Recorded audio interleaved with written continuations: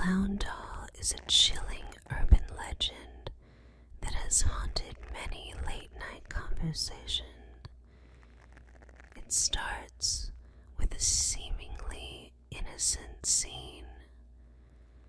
A babysitter left alone with the children in a quiet, suburban home. In the corner of the living room stands a creepy, lifelike clown doll, its painted smile twisted, eyes too bright, frozen in a disturbing gaze.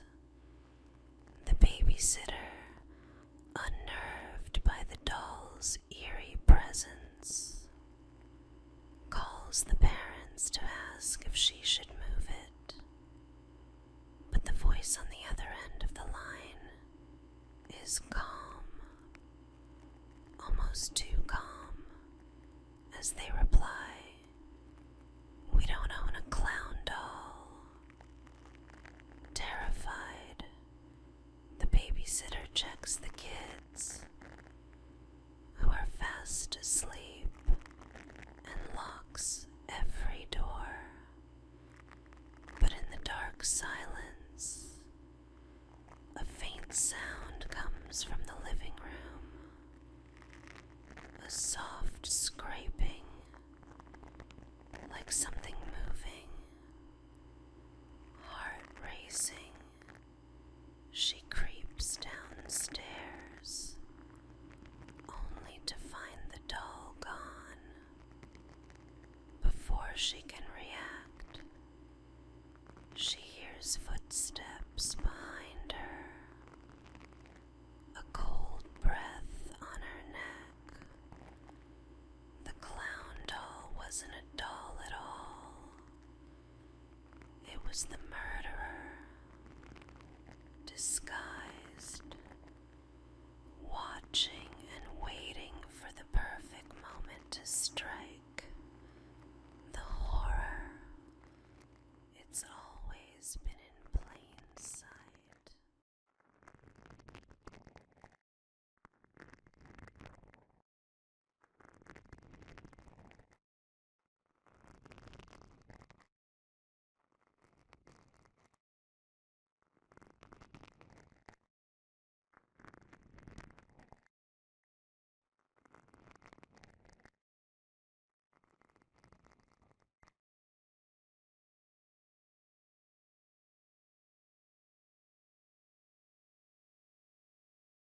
In the quiet town of Terrell, Texas, whispers of a woman known as Clara Crane still echo through the streets.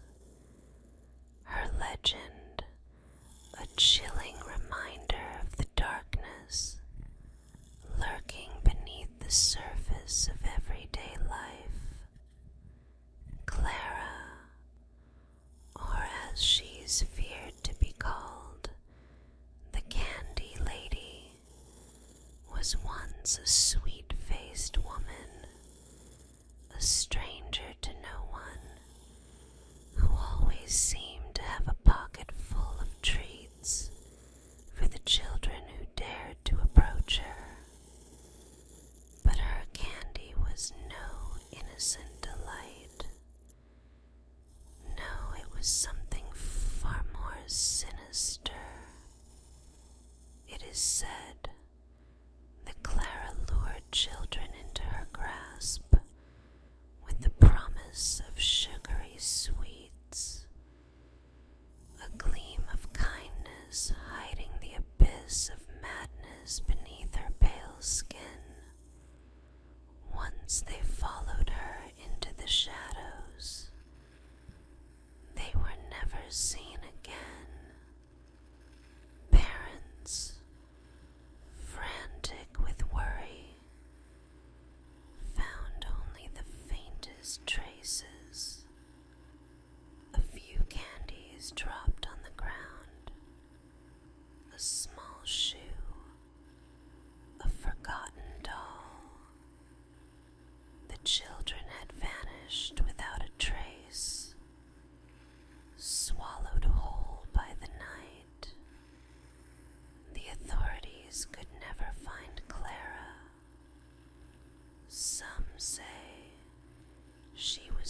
inspiration behind a real unsolved case of missing children in Durrell, where it was believed she kidnapped and then disappeared them into her twisted, hidden lair.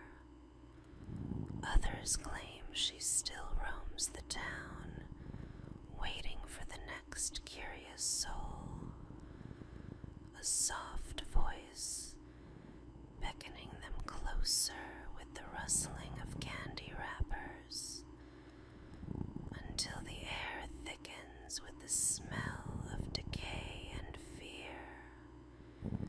And if you ever hear the faint crinkle of paper behind you in the dark, or feel the brush of cold fingers against your arm, beware. Clara Crane may be closer than you think.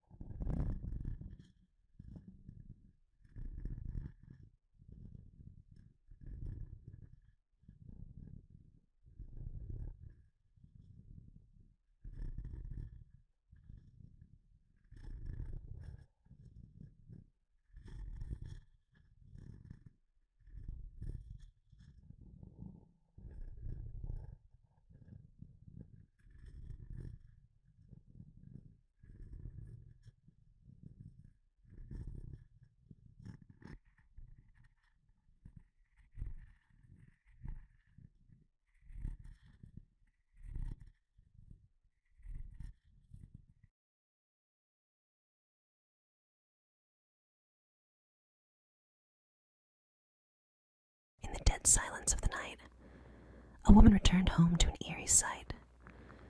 Her loyal Doberman, gasping and choking, its powerful body convulsing on the floor. Panic surged as she knelt by her faithful pet, its eyes wide with desperation, pawing frantically at its throat.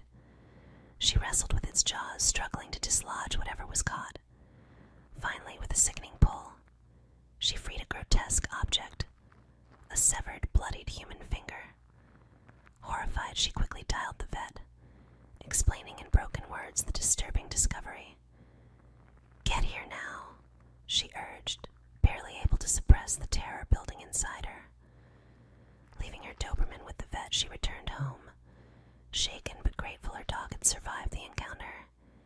Yet as she walked into her darkened living room, a sudden chill ran down her spine. Her skin prickled as if she was being watched. Then came a soft, almost imperceptible sound. Something dragging across the floor, moving closer.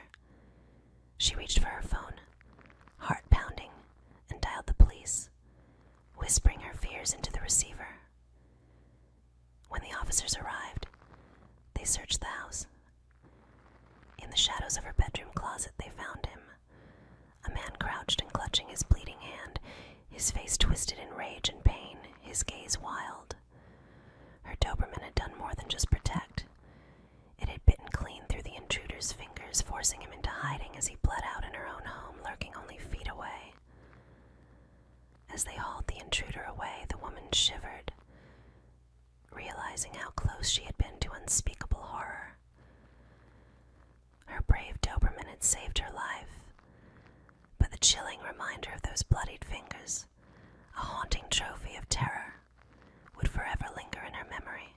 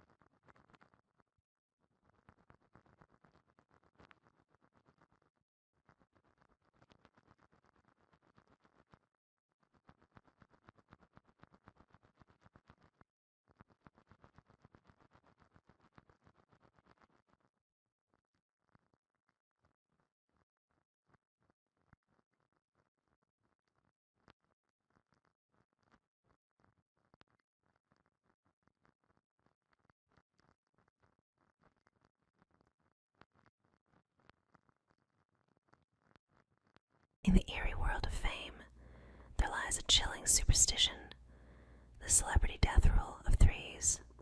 It's a whispered belief, an unshakable omen that warns of impending doom among the glittering lights of Hollywood, politics, and stardom. When one celebrity falls, fans and the media alike brace themselves, knowing all too well that this is merely the beginning, a grim countdown until 2 more lives are claimed. They say that death has a peculiar hunger for threes, a dark, insatiable pull. Once the first life is taken, a sense of dread seeps through the industry, thick and unrelenting, and the clock begins ticking, its silent chimes echoing like a death knell. Paparazzi, fans, and celebrities themselves grow tense, waiting for the next blow to strike.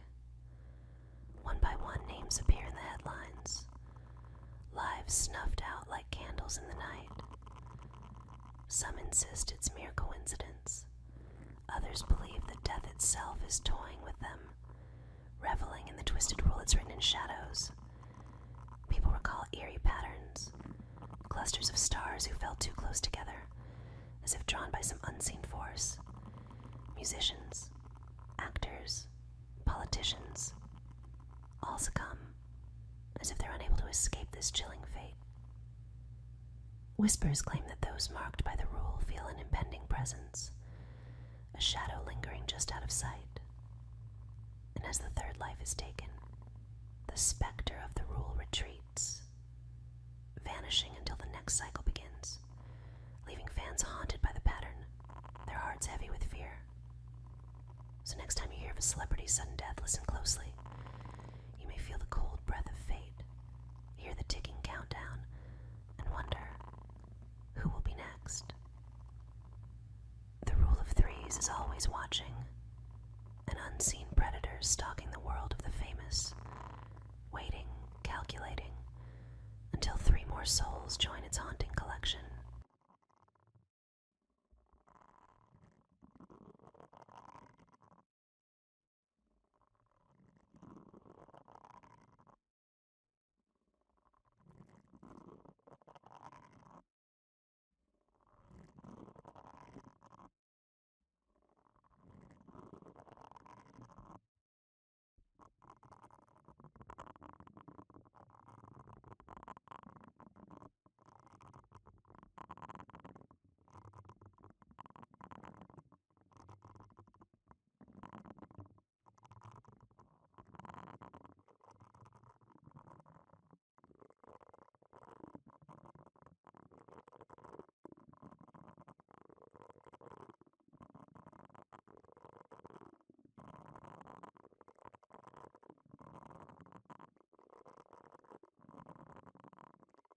In the dimly lit chambers of Spanish folklore lies a chilling legend about the Castilian lisp, a haunting echo that whispers through the language itself. According to the tale, centuries ago, there was a Spanish king whose tongue bore a strange affliction. His speech was marked by an unnatural lisp, a soft but chilling hiss that crept into every word, bending the sounds like twisted vines. This was no ordinary speech impediment. Many believed it was a curse, some ancient hex upon the royal bloodline. The legend says that the king's court, fearful of invoking his wrath, began to mimic his lisping speech, imitating the soft, eerie sounds that dripped from his lips like poison. They say the lisp spread like an infection, starting with the nobles, then seeping into the commoners' tongues, and finally swallowing the entire land. It became known as the Castilian lisp, a language haunted by a ghostly sound, forever marking Spanish speech with the king's cursed voice. But there are darker layers to the tale. Some say that those who refused to mimic the king's speech met a horrifying end, found with throats slit, their final words etched in blood. Shadows of resistance were snuffed out like candles, until all that remained was the unnatural lisp echoing through Spain. To this day, in the twisting alleys of old Spain, Spanish towns, people claim to hear it. Late at night, when the streets are silent and the air grows cold, you might catch a ghostly hiss, the faint chilling echo of a sound long forgotten but never gone. Some say it's the king himself, his spirit lingering, enforcing his cursed speech on the living. Others believe that the lisp is a specter in the language, an ancient whisper that slips from the mouth of those who speak it, bound to a promise no one remembers making. So, when you hear the peculiar sound of the Castilian lisp, listen closely, for you might just hear a voice from beyond, a phantom king, still whispering, still lingering, haunting the language of his people with every breath.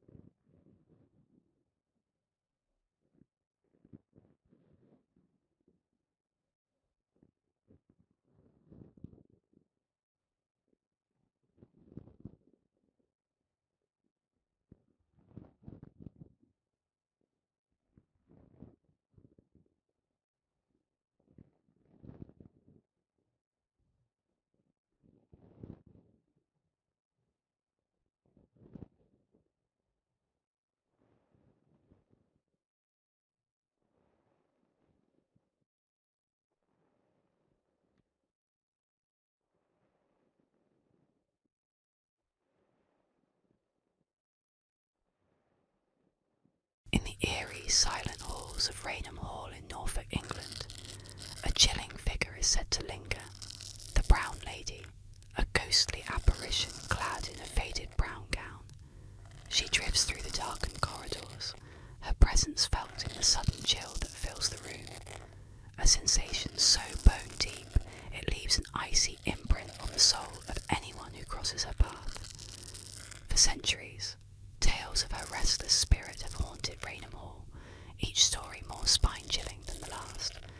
The Brown Lady is believed to be Lady Dorothy Walpole, whose tragic end left her spirit bound to the hall.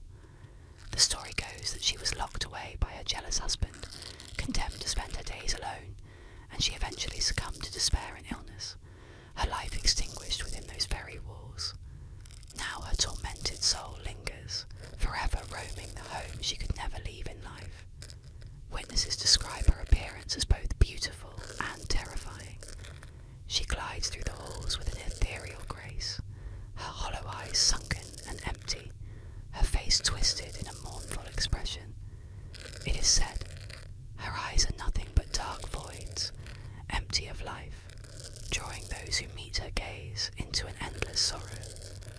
Her brown dress, old-fashioned and tattered, seems almost to meld with the shadows, making her a faint, flickering figure who vanishes as suddenly as she appears.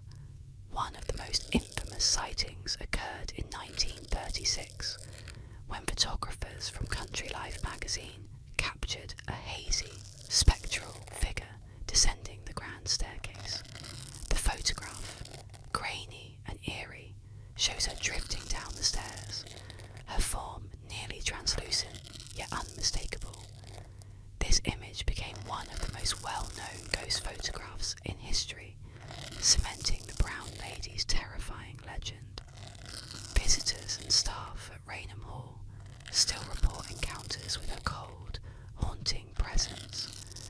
Doors creak open without reason, and the echoes of footsteps are heard when no one is there. Some say that late at night, a faint figure can be seen moving slowly down the staircase, her shadowy form slipping away before she reaches the bottom, as if forever trapped in a sorrowful descent. The legend of the Brown Lady endures, a chilling reminder of loss and entrapment. Those who dare to visit Raynham